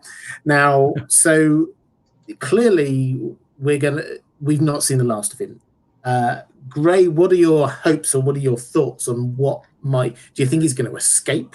Do you think that's where this is going? No, I don't think he's going to. I wish he was going to escape, but I feel like he's not even in a place. Like he's out of his mind somewhere in like some kind of James Delos situation. Like he's not in the beginning of episode 4, when we like first see him, when he comes in, there's like this chandelier, and it's like a red pearl in the middle, and then all these pearls around the chandelier. So it's like, wow, this chandelier doesn't even match the chandelier from his bathroom that like is supposed to be in his bathroom. So I feel like he's not exactly where like in the real world. I feel like he's not in the real world. He's in some kind of simulation with simulation. You think he is right now and still in some sort of simulation? Yeah, like the James Delos situation. Okay. Hax, what's your take on that? Do you think that he's still in some kind of simulation here, or is he going to impact in the real world in some way? I don't think he's in a simulation. There's evidence for it. Like it is very much probably a mental prison that he's in. Like I think that there's a huge similarity between him and James Delos in the sense that like they were going through this like cyclical day, and now he is then I think he's in a physical mental facility. Like he is very much in the real world, but like going through the same things that James Delos was, and but now that he knows about it, he is then witnessing the end of the James Delos loop, like the insanity of like being trapped in here and knowing that you're helpless and can't do anything. Your company is being destroyed while you're stuck in here. No one will listen to you. That amount of insanity is haunting. I mean, ending up like this is a personal hell for me, or nightmare for me. And so I think he's real. And I think that what we're seeing is probably, this implant. I think there's another shot. I can't remember if it's in this trailer or on a different trailer, but a shot of him having that implant drilled into the roof of his mouth. And I think that that's what's happening here. And I think the purpose of that is ultimately to make him more docile, make him controllable, and you know, like if you have a prison or a mental hospital, you know, in this idea of the I forget the name of it, Olympic system. Yeah, lymphic, Lymphic, possibly. yeah. I don't know. Yeah. But that and this idea of like chemicals to induce different things and feelings, and ultimately having that in there, you give the patients the wafers, and then they're, you know, in a deep and dreamless slumber on the coast of Mexico until they wake up. Which sounds delightful, it has to be Yeah. said. But my take here, and I don't have anything to go on other than the sort of the imagery that they've been giving us, because there's clearly there's a match between what we see from William strapped down in that chair and what we saw in that flashback from Caleb strapped in the chair. And if I look at it and say that if you had to think of who is an outlier as a human, surely he would be viewed as an outlier, because he is somebody who he dreamed. It was him. Yes, Delos might have been his company to start with, but it was his vision that actually turned all of this into reality. He was the person who dreamed up the whole forge business and the hats and everything going on there. And as far as we can tell, he did huge things out in the real world as well. So surely he is an outlier. And if he is an outlier, and if he has been handed over to one of Sirac's facilities, they are going to be doing to him what they did to all of the outliers that they could get their hands on, including Caleb. We assume that Caleb was an outlier. So my working theory is that what we're going to see is him going through that process, and that perhaps giving us some hints about what happened to Caleb. But Gray, what's your take on that? Do you think he might be an outlier as well? Maybe, but I feel like they have a lot of information on him, so I don't know if he could be. But I do get what you're saying. Like, he would be, like, if there was going to be somebody that we already know as an outlier, would be William. I just think like he's in a mental prison, kind of like the hosts were in season 1, and the host needed to like go through this maze to get out. And I feel like that's kind of what he needs to do. Like, all the season 1, he was looking for the maze. I'm looking for the maze. Well, I hope you fucking find it, buddy. Hope you find it. You're gonna need it to get out of the crazy house.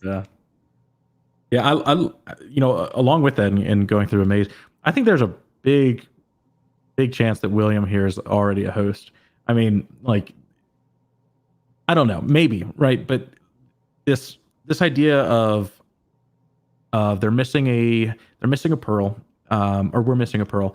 We know that Dolores, or there's a link with Berlin. This is at a facility that we don't know where it is, and maybe this is Berlin, and maybe William is a host in the sense that we know far in the future he eventually becomes one, or maybe not far in the future. We know that there's a scene where he exists as a host in sometime in this story, and there's a line that Dolores has, the episode before, I think, where it's like, you know, I know you down to your bones, and that's a deep way to know somebody. Like, and I think you really only get that if you recreate that person. You know, they've known each other for years. Yeah, I think it's possible. But you know, I don't think maybe enough evidence yet.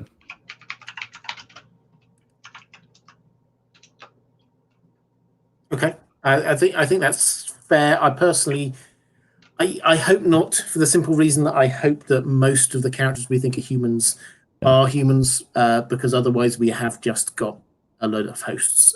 So possibly, and I wouldn't put it past them as a twist, but I hope I hope not.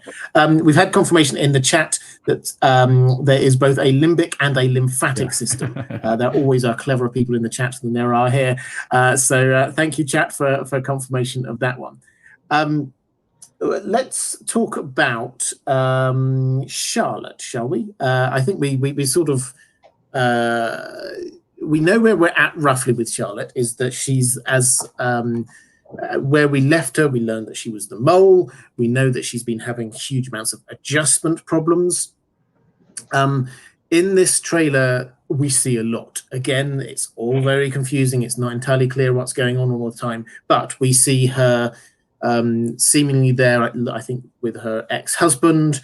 We see another shot of her grabbing a gun from a wall safe. We see Serac coming to her. We see what looks like her having been taken prisoner in some way. Do you think, Gray, that it's likely that she's going to get rumbled in this episode? Yeah, I think Serac's going to take over her. He's the just had an idea. What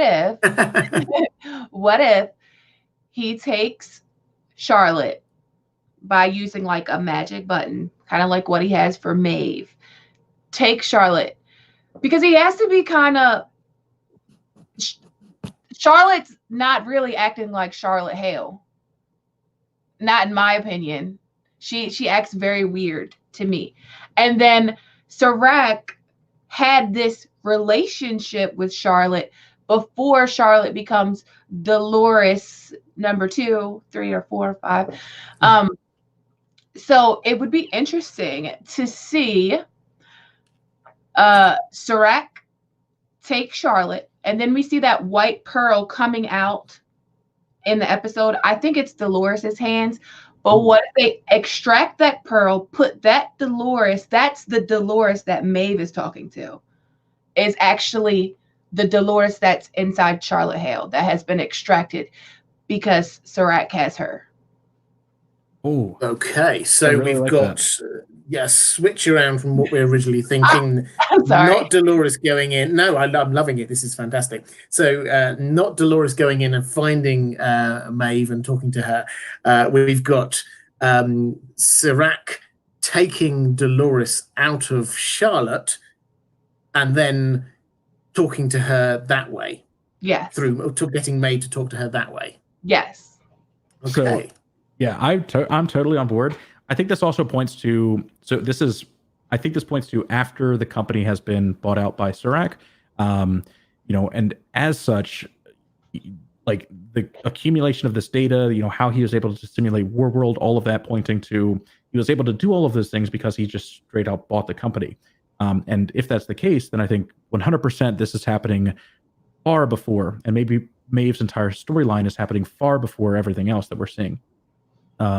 And it also, this idea of that pearl being Hale is excellent, because that was the pearl that we've seen have an emotional side, right? They have they had the growth with the child potentially, and they had the scene of them cuddling, the marks on the skin, just having not a good time. The scene the Dolores that we see in this trailer with the long hair looks very like not emotional, but like very animated, like happy, like it could very well be the Dolores that isn't like the strict Wyatt personality, but is this more feeling personality. And I'm totally on board with that entirely. Oh my god, yeah. Well, I mean, I love it. I think so. I think that I'm happily on board with that one. I think the one thing I would say is that we've had a lot of heavy foreshadowing, if we're going back into our Game of Thrones world, foreshadowing of the idea that the Charlotte host is going to break free from Dolores and be different and perhaps even be her enemy in some way. So we had that originally from this from the main episode when we were looking at Charlotte and the Creation, which was episode, I'm losing track now, episode 4 perhaps, I can't remember now.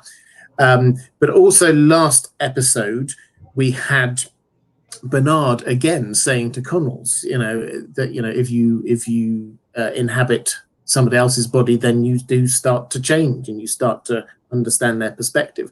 And that, as well as adding to the hints that there's more than one person within Bernard, again hints to the fact that one of these Doloreses is going to go off beam somewhere, and the most obvious one is Charlotte. So does that fit with our idea then that it does? Yeah. I think so. Yeah. So let me also add. So I've been stuck on this theory of a Trojan horse for some time now. I think that Dolores could fill a host with disinformation, have Surak then simulate that information, in the past, and then presently have him totally off script, right? And as such, like, this character that has had the emotional side is not Dolores, right? It is a fragment of Dolores. So if he is thinking that Dolores is acting like this, like they're carbon copies of each other, then he's totally off track. Like, I think that she totally did this on purpose to mess up the simulation of what a Dolores is, right? I mostly agree with that. I think that, like, what's the episode called when it's revealed that they're all Dolores, like children? Mother of Exile. So they're like her children. They're not exact copies. And she probably left certain parts of herself out when she recreated them. Like, she made herself, but she didn't probably give them anything that could be used against her, like the encryption key. They're not going to know that. They're not going to know where the data went. She probably removed that kind of stuff. Yeah, because definitely. Yeah. Petrol Dollar, thank you so much for the super chat, saying, is it just me, or does the red and black Rehoboam remind you of Bernard's red and black pearl, or am I too quarantined? I don't think there's such a thing as being too quarantined at the moment. if it just adds into the extra thoughts about Westworld. I think that is. I said this briefly earlier on in the stream, but I think it's worth sort of exploring a little bit. I think that the fact that the supercomputer that they have shown us looks very much like the brain pearls that we have for the hosts is not a coincidence. I think the fact that it is black and red, like that, the one that we were originally told was like a human host hybrid attempt, that is also not a coincidence. At the very least, it's trying to show us that that this is all of the human data within it, rather than this is just sort of made up hosty data. This is human data within there. But I think it has to carry with it the connotation that maybe if all of these other hosts are able to gain some kind of sentience, Rehoboam's some kind of AI. Will Rehoboam start being able to think for itself, not just do what its master tells it? What do either of you think of that idea? Are we actually looking at a massive mega host there effectively? It's possible, right? I predicted that there was an AI in the Forge, and that turned out to be Logan, right? This like actual thing going out and doing this, because to say that you've mapped the human mind is just such a hard thing. Like, I think it would have to involve something that's not human to do that. And as such, Logan existed. They built an artificial intelligence that strictly did that one thing. Or system, Logan, right? And as such, there may and probably is some kind of artificial intelligence running the simulation that could, quantify and understand the countless simulations that would then, go through and make the decisions that would be best for humanity. But as such, then this idea of identity comes into question, and it really feels like, actually, no, hold on, that may be true, right? Because Surak worships this thing. Like, we see him staring at it. We see Liam Dempsey Sr. talk to his kid, and it's like, hey, don't stare at that thing. You're going to go blind. And, then they pan to him, like, worshiping it like it's a god. He's staring at it. He's like, in love with this machine. He talks sweet nothings into its, cochlear server rack. And he worships it. So as such, maybe it's an artificial intelligence, but at the same time, it's only been described as a tool and a machine, and not like a neural net trying to bring itself online. Yeah, I think one thing that Jonathan Nolan has said recently, which is a thought that he and Lisa Joy had kept with them from the original Westworld film, is this idea, a throwaway line there, which was that the computers we built were built by computers, so we now don't know exactly everything that's going on with them. And the fact that this is run all the way through does seem to imply that actually we think of Serac as understanding this. I think he doesn't understand it fully. I think he already we know that the brains behind this was his brother, who's now no longer there. But also, I think that Rehoboam probably can learn. I mean, computers nowadays can learn. So I think that at the very least, this is a learning computer that Serac himself does not fully understand. Gray, what's your take on this idea? Not specifically about whether it's sentient or anything like that, but Rehoboam, is there a bigger story here? Is it intelligent? I would say no, but I don't have enough information on the inner workings of it, other than it's fed information in order to give projections or thoughts or probabilities. And like when you compare that to a host in Westworld, like they had to go through, like they had to achieve this consciousness by going through things and completing mazes or whatever. But this machine doesn't have any life experiences, unless, I don't know, it does have life experiences because it's fed everyone's life experiences. It's probably like, oh God, this shit is horrible. So I'm not sure. I don't know. But I think it kind of goes with that, what you asked me earlier about Serac maybe being Rehoboam. Like Serac maybe being Rehoboam. Like when did Mr. Dempsey die? Like how much has Serac aged since Mr. Liam's dad died? Do you know what year that was? Was it 20 years ago? 20 years ago sounds right, but I don't know. He hasn't aged at all. He hasn't aged at all. Valid point. Yeah. Yeah. I mean, it wouldn't surprise me if some of the time, certainly he's an avatar. That certainly makes a lot of sense. Yeah, I don't know. I think we need to hold open the option that there's something more going on here with Rehoboam than we've been told so far. Guys, we've only got 5-10 more minutes to go, so now is a good time to drop any more questions into the chat. I wanted to just ask, just as we're starting to round up, Bernard in this episode. Now, we had, as I said, he had a short but very interesting section last episode, and it ended with Connell's basically saying, hey, look, here's one of these correction facilities. Why didn't you go there and explore that and see what's going on? Do you think we're going to see him again? Do you think that this seems to be where William is. Do you think that he's going to get involved in that storyline? Is he now just doing what Dolores tells him to do? What do you think? It's hard to say with Bernard because he's been like, I don't want to say he's been like just accessory, like every episode, like he just kind of there every now and then. But I do think that like the conversation that he had with the Connell Dolores was like exposition drop that one of these Doloreses are going to flip. But I don't know. I kind of see him. We know that he initially went out. He had a mission to find Maeve. So I feel like he needs to find Maeve.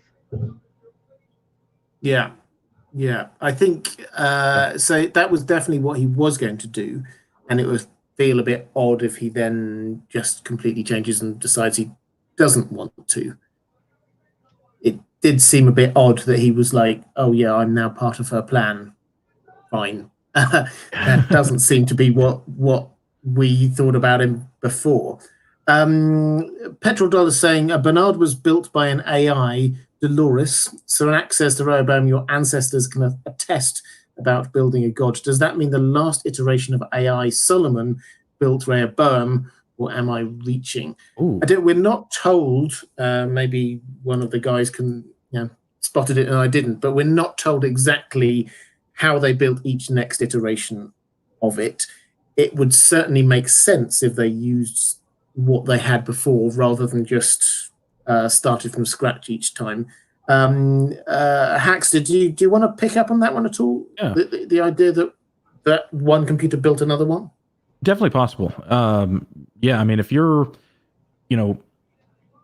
let's say you are a self-aware learning machine that is projected to, simulate humanity and then produce a future that is favorable for humanity, one of your only core directives would be to pursue more data, to understand humanity better.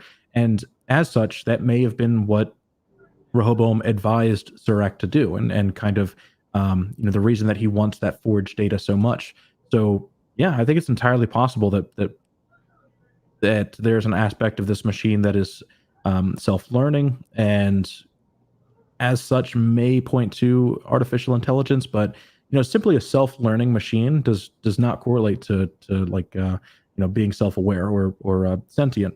I have in my job now, I have cameras that will understand if they're seeing a person or if they're not seeing a person, and over time will then flag more people more accurately because it is human interaction saying yes, this is a person, no, this isn't a person, and as such, self-learning, or kind of self-learning. Yeah. For those who don't know, Hax's day job is being one of the guys inventing everything that we're seeing on Westworld. So Sherry Reese, thank you so much for the super chat, saying thank you for doing this chat. It's a bright spot in the day. Well, it's a bright spot in my day as well. I love just chatting about this stuff. Guys, we're coming to an end. Let's have a final thought from each of you. Gray, what's the sort of takeaway of what we can look forward to, not just in the rest of this next episode, but perhaps the rest of the season? I think we can look forward to, I think like coming up, so far, Dolores has been like this, like super ninja, crazy, OP player. And I think that's going to change. And I think there's going to be a rift between her and Caleb, because Caleb witnessed her get shot. And now I don't think he knew before that she was a robot. And he has these preconceived notions about technology and AI and robots. So now he's probably going to have a lot of questions for her, like, what are you? Who are you? And she's going to have a lot of explaining to do. So I think there's going to be a rift there, and like that's going to cause Sirach to get a couple W's. And I think he's going to win from here on out for the rest of the season. Sirach wins, or Sirach wins. I mean, I don't think it's going to be. If we're saying this is a simulation, Sirach says the Rehoboam has showed him that if it is revealed what they're doing to humans, that it ends the human race. So we see that it's been revealed. So if it's been revealed, then the human race is going to end. So what's the point? So I think you're probably onto something, that it's like a mirror world and he's trying to figure out how to go through this thing. I don't know. Yeah. I just confused everybody. We're all just guessing. Well, I mean, my take is that what we're seeing is some of this is the real world, and some of this is the mirror world of Sirach or Rehoboam working through different scenarios and trying to get at Dolores and trying to figure out how to get the ends that he wants. So that is what I think we're seeing, lots of different simulations, and he tries one and then that doesn't work, so he tries another one, or the machine does. And these we know happen quicker than real time. So it could have all happened a long time ago. We could be looking at things which were in the mirror world quite some time ago. Theo, thank you so much for the super chat saying maybe Rehoboam gained consciousness and recognized itself as an outlier destined to destroy its perfect outcomes and self-corrected via Dolores. Wow, that's quite a meta thought. That is. So Rehoboam here is actually using Dolores to try and improve itself. That's fantastic. Petrol Dollar, thank you, saying, what is it with the showrunners being obsessed with deadly, intimidating blondes? Game of Thrones, Ozark, Westworld, well, because they're cool, I think is basically the answer to that one. And Vigstable saying the supercomputer in the Hitchhiker's Guide to the Galaxy will build a better computer. Yes, that's a good point. We've not had we definitely haven't had enough nods to the Hitchhiker's Guide to the Galaxy. 42. 42. Hax, over to you for your sort of final thoughts on what we might expect from this episode and the rest of the season coming forward. I definitely think that we will see, Caleb come to this crossroads, see himself being a part of her manipulations. I am so glad that we got this shot of her getting shot again and him looking like, whoa. And when you think back to everything before they met, it was this very anti technology stance. He was fed up with the system. Now seeing a potentially non-human being affecting his life, I really wonder what his mental health state is after that. Like, he believes himself to be working as a crusader for humanity at some point, and then, oh wait, no, I'm on the side that's trying to destroy humanity. Wow, my entire life twice now has been a manipulation of somebody else. I'd feel real bad. As such, maybe anger him trying to turn against Dolores, or he may sympathize with her. They have a tender moment as they board the plane where it's I forget exactly what is said, but it is like, we're the same person. Like, we're two sides of the same coin there. And I think that it's really interesting to consider them. I think it's really interesting to consider Surak having a very, master chess player role and understands all of these moves ahead of time. And as such, because that's a very, very powerful tool. And we haven't seen him use that tool yet. In some capacity, he has to do that, I think. But, again, that points to us seeing some simulation and us seeing some real world, and how they, differ between the two will be maybe the most interesting thing. I think that there is timeline play. I think that him buying the company happens maybe directly after the massacre, or much, much sooner, and everything else maybe much later.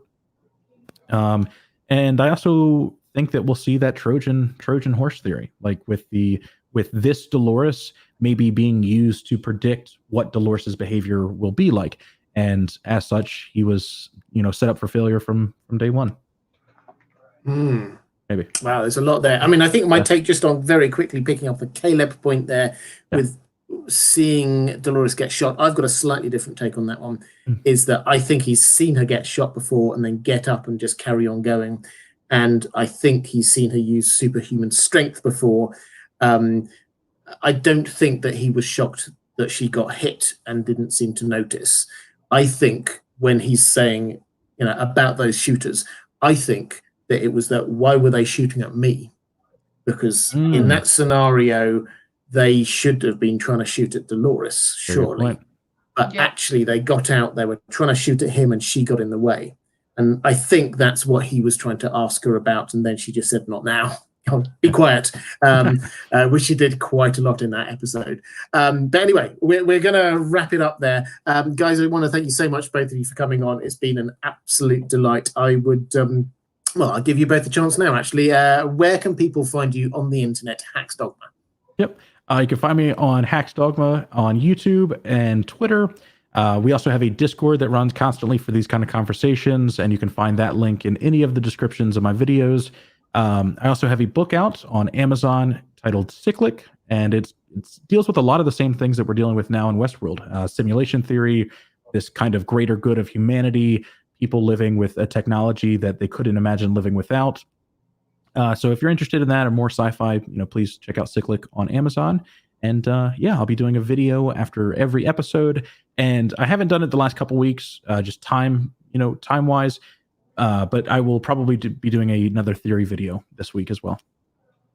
Excellent. Something to look forward to. Gray, where can people find you on the internet? You can find me on Instagram, Twitter, and TikTok at This Gray Area. And you can find me on my YouTube channel, Gray Area, where I talk a whole bunch of crazy stuff. But I'd love to have you come check me out. And thanks, Robert, for having me on. Thanks, Hax. It's always good talking to you guys. Excellent. Absolute pleasure, both of you. I'm going to make you disappear for just 1 second, just so I can do my pointing fingers thing. If you are watching this a little bit later and you are interested in, I think I'll put a link here-ish to my A Song of Ice and Fire video. So if you're at all interested in that, please do click on that. And I'll put a link here-ish to my Patreon page if you're interested in either supporting the channel or getting access to some of the stuff I do just for my patrons. Maybe, if you're very lucky, somewhere in the middle, I may even drop a link across to the Well Told Tale, my other channel. Guys, thank you so much. It's been a pleasure. Enjoy the episode. Take care, and I will see you again next week. Bye. Bye, everybody. Bye.